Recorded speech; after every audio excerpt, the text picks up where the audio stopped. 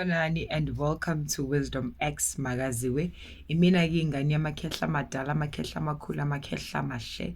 If you're watching for the first time, siyakwamukela. We are all about sharing wisdom, healing, and sharing light for the world to become better.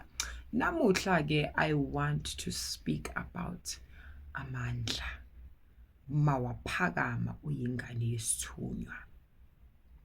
Amandla aphakama ngendlela ehlukile. Ngifuna ukukhuluma ngamandla namhlanje.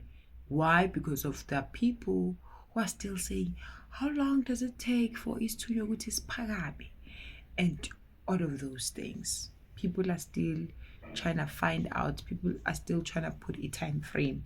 But into abantu abangayazi ukuthi ingilosi nengilosi iphakama ngesikhathi sayo, iphakama mase izoyenza umsebenzi. Ngoba ingilosi nengilosi azibizelwanga into efanayo. Uma ingilosi yakho ibizelwe ukuthi izosiza umphakathi, ingaqubuka ingaphakama from the earliest ages, from the youngest age. Thwala umntana nengilosi iphakeme asize lo mntana, asize. Mhlambe ke eyakho ayithunyelanga emphakathini, kodwa ithunyelwe phakathi kwekhaya lakho. So uyithola ukuthi uhamba nayo le ngilosi, uphila nayo, kodwa ayikaphakami fully, ayikazibonakalisi amandla wayo kuwena. But nje you are someone okwazi ukunakekela ikhaya, you are someone owenza izinto ekhaya. You are the chosen one by God and by your people. Kodwa namhlanje ngifuna ukukhuluma ngokwenzani ukuphakama kwamandla. Amandla ngane yesithunywa, the chosen one, awekho lula, anzima.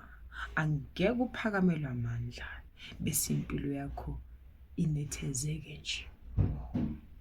Uphakamelwe amandla kodwa you are not feeling any hardships in your life. You know, when you go through hardships, when you go through those dark tunnels, when you go through those heavy rains, yazini, stormy weathers, kufika nje amagagasi, kufika nje ivunguvungu, uhlala wazi ukuthi uyaqiniswa lapho, uhlala wazi ukuthi amandla asuke aphakama lapho. And mawuyingane yesithunywa, amandla mawazophakama, like I said, there are a lot of things ongeke usazithanda that you completely change because of ingilosi lephila ngaphakathi kwena. Iyakhula ke manje, ikhulile ke manje, iyayiphakama ke manje, yazibonakalisa ebantwini nasesizweni ukuthi you are this type of a person. To be honest, guys, namandla mayaphakama.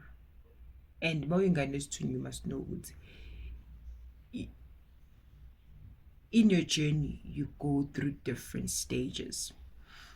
Ungasibonisa isithe kumele ukuthi usinqobe.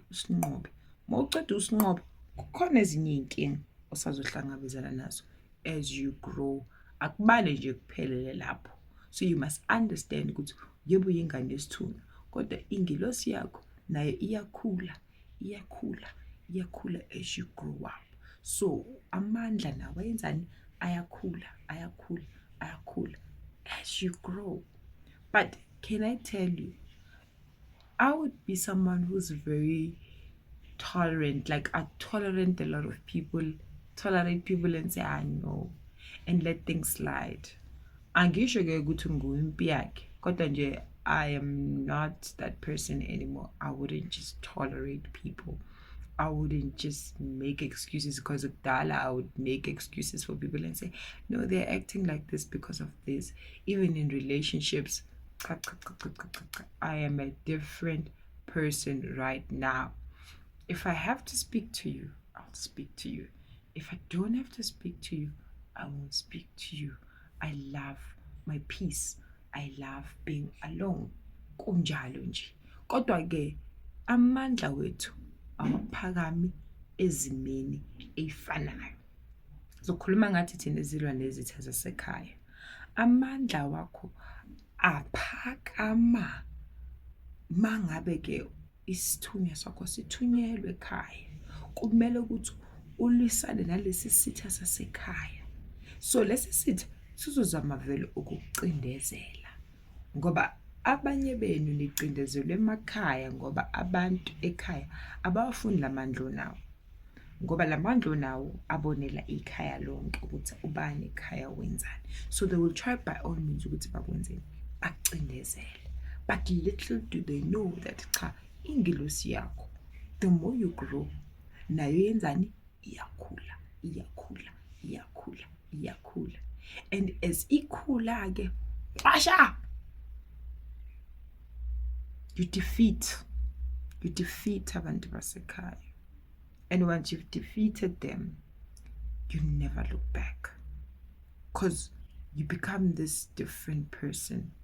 Angifuni ukukutshela amandla masewaphakamile, isithunywa masesiphakamile fully, you become a different person. But let me tell you something, you change for the better. You stand for iqiniso. Uyamsaba umveli nqangi.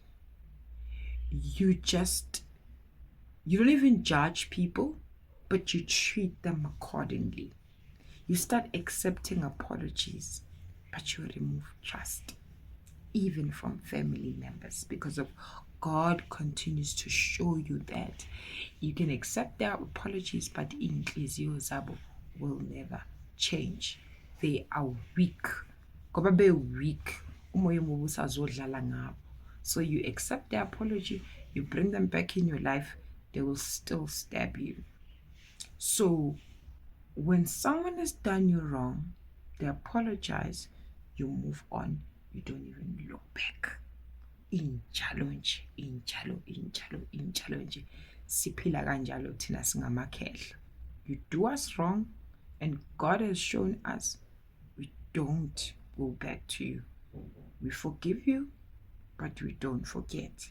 Because if we don't forget, we can't keep you in our lives. We can't keep you in our sacred spaces. We can't. You just broken that trust. So you don't deserve to be near me. You must just keep your distance. And life goes on. I mean, I was able to live without you before, and I will still live without you even now because of Hyman. Some people do wrong things and then they expect to be forgiven. But forgiveness does not mean that you need to take those people back. Whether you're family, whether you're not family, the rules apply because of what will not make you do the same thing again. And why would I be that stupid to welcome you back so that you can trigger me? Injalo singasho nje sisho ukuthi amakhehla ngihamba na mhlambe ke wona waxoli, awaxoli ngoba zohlezi akukhumbuza, kodwa nje rather people must keep their distance. Ngisasho ke ukukhuluma ngokuphakama kwamandla akukho lula, kunzima. You just need to be strong in the knee, uguqa, uthandaze. Because even with my consultation, the people that I'm getting are people that are saying, trust you me, in that whole process, akukho lula, kunzima, uyagadlwa. But stay prayerful. Hlala uhlezi ukhulekile ngoba that's when your power is revealed. That's when your power is showcased. Nawe uzozimangalela ukuthi really yimi lo ngomkhuleko kuphela ukuthi uwe lo okwazi nje ukunqoba umuntu ngokumemeza nje, wakhuleka wahla wawumuntu ngomkhuleko nje, ngomkhuleko. So it describes amandla wathwesa, amandla owaphetha. Hayi, waze wamuhle Nkosi yokulunga. Umuhle. So ngiyanicela nani la ngaphandle, qinani, nivule inhliziyo. Ayikho into enhle ngokuvula nje inhliziyo, vula inhliziyo. uzokwazi ukwabona lamandla kamvelinqangi ayimfihlakalo. Azokwazi futhi ukukusebenzela ngaphezu kwesimo sempilo yakho. Ayangisebenzela ke mina. So nawe ke kumele nje aqale akusebenzele. So vula inhliziyo, ukhuleke ngokukholwa, ngokwezethemba, umemeze uthi mvelinqangi, ngiyacela Baba, yehlela kumina, ungigcwalise ngomoya wakho oyingcwele, ungibonise indlela okuyiyona ekumele ukuthi ngiphile. When you are going through these stormy weathers, dark tunnels, kunzima, kodwa uyazi ukuthi uyagadlwa. Inkosi imi nawe kuko konke. Khumbula lokho njalo, ithembe njalo ukuthi izokundlulisa, kodwa iyondlula uqinile, uyondlula owabonisiwe amandla owathweswe, owaphethe. And uma usundlulisiwe lapho, ayisekho into ozoyisaba ke manje. Akusekho umuntu ozomsaba ke manje, ngoba undluliswe ebunzimeni, ulwe nesitha segazi lesibawucabanga ukuthi nasi siyangiqeda. And inkosi uma isidlulise ezimeni ezikanjalo, ngiyakutshela, you become so numb to some other challenges that you experience in life. You get people at work who are trying to just who are trying to make your life miserable, but you just look at them and say, I've went through the most, I've seen worst, I've fought uGoliath abandlula wena. So awusilutho la kumina. Wamanzi wezitsha, mana manzi wezitsha, amanzi la sigeza ngawo izitsha, sigeza ngawo izitsha uyilawo manzi esiwathela nje ebaleni avela ashabalala. Unjalo ke. So what I'm trying to teach today is that ngane yesithunywa, you go through stages. And ngikhuluma kakhulukazi nabantu abanezithunywa ekhaya, abalwisa izitha eziphakathi kwekhaya. Akukho lula, kodwa hlala uhlezi ukhulekile, inkosi iyokulwela. Ngoba when you are busy fighting amandla lawo uthwesona ayakuphakamela, ayakulwela, ayalwa. And when you might be thinking that just praying, it's a small thing. That little prayer that you do, that praying on its own, you defeat a lot of things. You protect a lot of people in your family by just praying. Some things cannot get to them. Even if they get to them, they don't get to them in such a sense that they destroy them. They can hit them, but it doesn't destroy them. So ngiyacela, qinani edolweni, pray, open your heart, and accept God's power that He has stored within you, and start using it, and see your life changing and becoming the stronger, better version of yourself. I love you so much, guys. Akube ubumbano nozwano nothando ngaphakathi kwamakhaya wethu.